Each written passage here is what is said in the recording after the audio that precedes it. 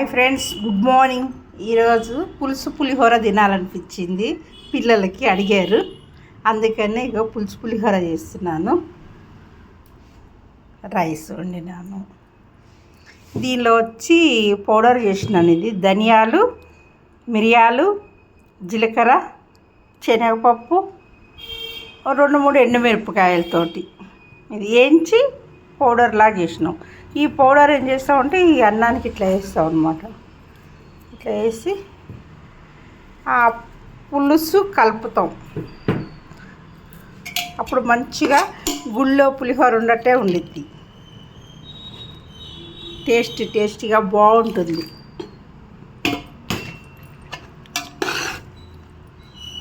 పిల్లలు బాగా ఇష్టంగా తింటారు. మా పిల్లలు అయితే మమ్మీ మంచిగా చేస్తాను అని.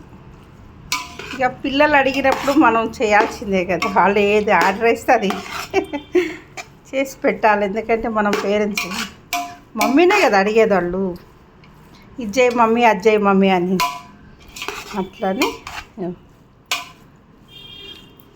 బాగా కలిపి పొడి కూడా వేసుకొని కలుపుకుంటే అంటే చాలా ఇది ఉంటుంది. ఇది మంచిగా జరంతసేపు ఒక 5 నిమిషాలు ఇట్లా కలిపి పక్క పెట్టేయాలి. మొత్తం దమ్ముకునేది.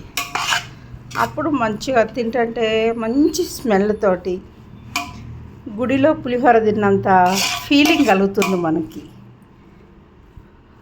అందుకే ఎప్పుడు పిల్లలు అడిగితే ఇట్లా చేసి ఇస్తాను నేను.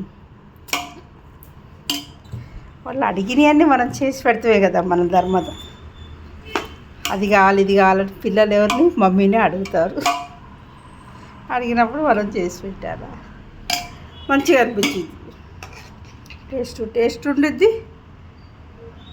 మంచిగా జర్రంతసేపు ఇట్లా దమ్ముకోవాలి.